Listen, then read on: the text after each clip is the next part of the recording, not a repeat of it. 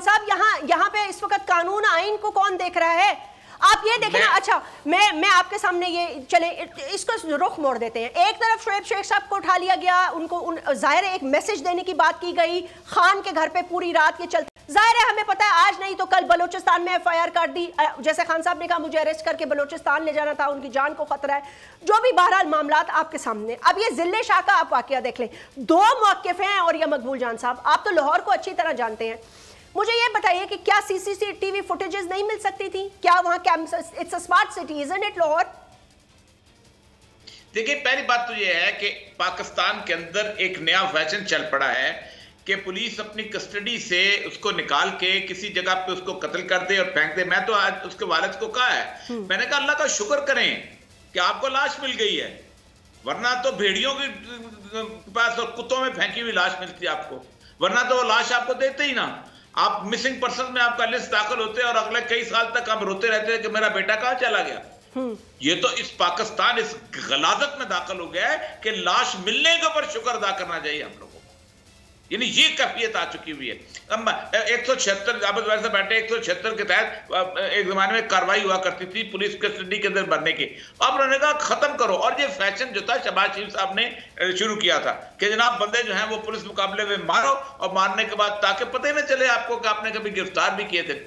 जलसों में और जुलूसों में ये कम से कम ये पहली दफा ऐसा हो रहा है कि एक शख्स जो है वो उनको ले उठाया जाता है, बदतरीन टॉर्चर किया जाता है। अब जिस उसको एमएस को उन्होंने चेंज किया है कल, एमएस उसको मैं जानता हूँ बहुत अच्छी तरह, उस एमएस ने उसकी जो रिपोर्ट दी है, मैं कम से कम मैंने को 100-125 मेडिकल रिपोर्ट जो हैं वो देखी होंगी, मैंने इतनी टॉर्चर वाली रिपोर्ट अपनी जिंदगी में नहीं देखी।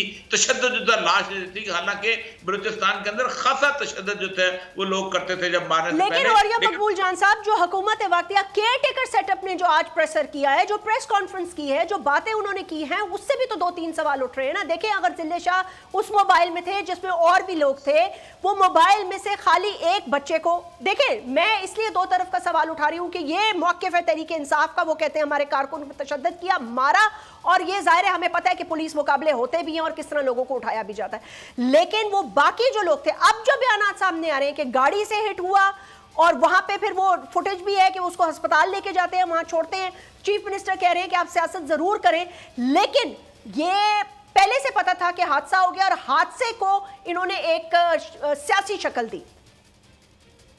एक छोटी सी फोरेंसिक रिपोर्ट बता सकती है कि हादसा हुआ या तशद्दुद हुआ है, छोटी सी फोरेंसिक रिपोर्ट, मतलब क्या बात है, लोग जाहिल हैं इस मुल्क के। एक बता सकती है कि बंदे को जहर देके मारा गया है, इसको एक्सीडेंट हुआ है, और जब उसकी रिपोर्ट है मेडिकल रिपोर्ट, वो तो बताती है।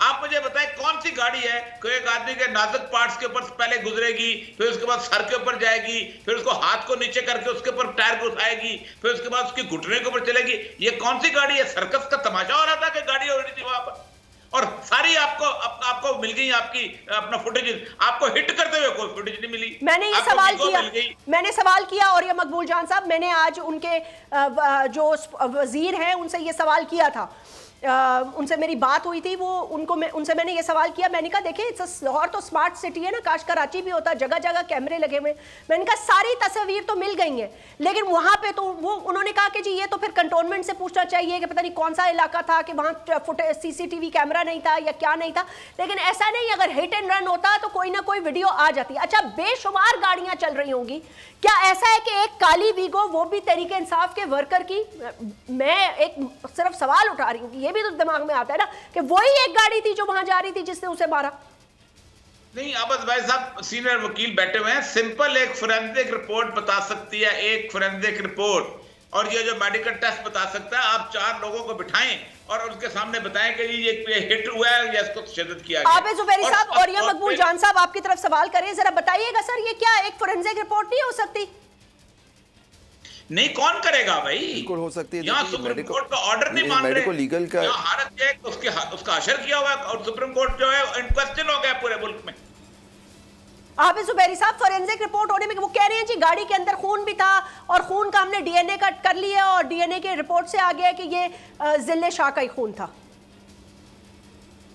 देखें इस पर बिल्कुल ये सारी फोरेंसिक इन्वेस्टिगेशन होती है, पुलिस का काम होता है वो इन्वेस्टिगेट करे, और जो पोस्टमार्टम होता है उसके अंदर ये सारी बातें क्लियर हो जाती हैं, सारी रिपोर्ट्स आ जाती हैं। और जैसे आप बता रहे थे कि उनके जिस्म पे तशद्दुद के निशानात थे, तो नेचुरली ये सब चीज़ें अगर रिपोर्ट जो मेडिकल लीगल रिपोर्ट देगा डॉक्टर, उसमें ये सब लिखी जाएंगी कि उनके ऊपर क्या तशद्दुद हुआ है, और उनकी जो मौत है, शहादत है, वो तशद्दुद से हुई है या वो किसी एक्सीडेंट में हुई है, ये बात सब क्लियर हो सकती है।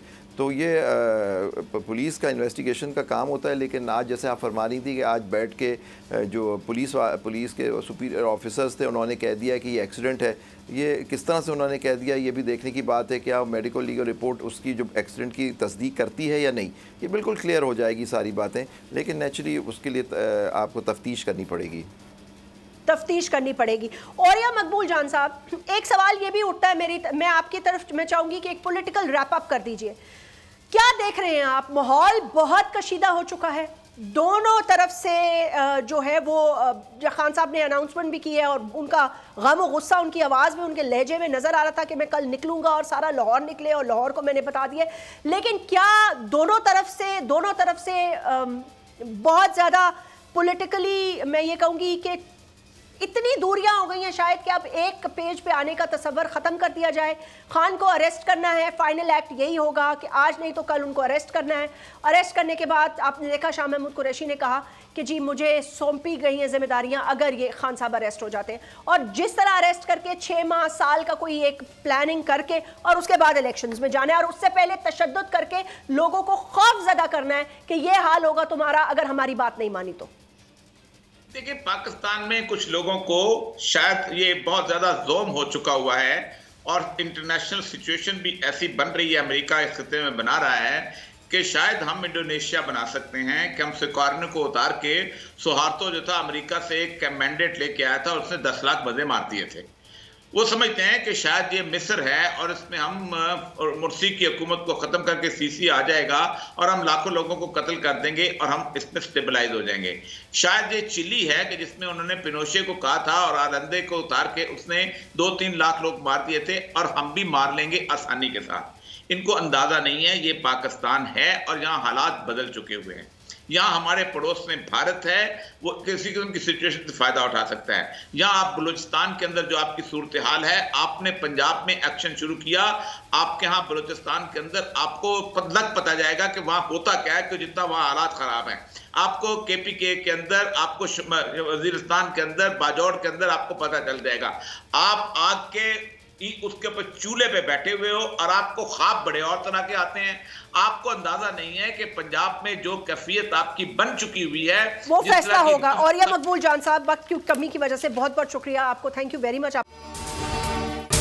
अगर ये वीडियो आपको पसंद आई है तो इस चैनल को सब्सक्राइब करें और बेल आइकन को क्लिक करें। मैं आज शुएब शेख को खास तौर पर दाद देना चाहता हूं कि ये है आज़ादी राय, आज़ादी सहाफत, ये उसकी जंग है।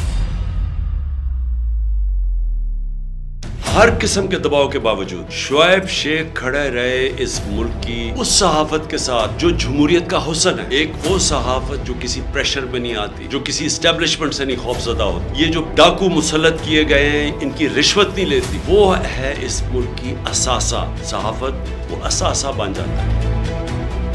सिर्फ शुएब शेख को आज जेल में इसलिए डाला है कि उसको ये कहा गया था कि इमरान खान और PTI की कवरेज ना करें। मैं पाकिस्तानियों की तरफ से शुएब शेख आपको और बोल चैनल कहता हूँ, हम आपके साथ खड़े हैं और इंशाल्लाह आप सब्र करें। ये जो अंधेरी रात है ये ज्यादा तैयार नहीं है। मुझे नजर आ रहा है कि इंशाल्लाह अच्छा वक्त आने वाला है। सब्सक्राइब करें और बेल दबाएं ताकि कोई खबर रह न जाए।